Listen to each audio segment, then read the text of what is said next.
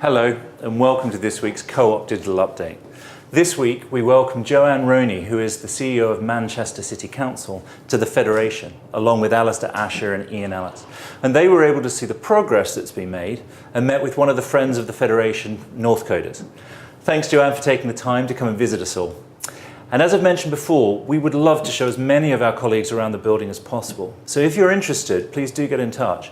We'll also be holding some open days just for Co-op colleagues very soon, so keep an eye on the blog for more details. On Wednesday, the Leading the Way team had the opportunity to meet with Pippa Wicks, Helen Webb and Ian Ellis from our group executive team at the Ashton-on-Mersey food store. They showed them the work they are doing as one team with our food business to make life easier for our colleagues that work in stores.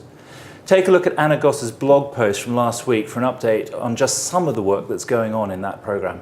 And last week we all gathered as a digital team as we regularly do, and as part of that it was my pleasure to recognise 3 of our digital colleagues for their work at being Co-op. Thanks to Gary Trainer, who's worked at the Co-op for 30 years, Joe Schofield, who's working with our food colleagues and training them to write great content, and especially to Scott Bennett for the work that he's put into supporting our prides across the country. Thank you for being Co-op. And finally, a hello to Aaron Armoshato, who has joined us for a few months of work experience with Danielle.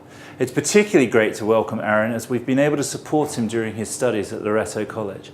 And I'm sure you'll be hearing more from Aaron on our blog. That's it for this week.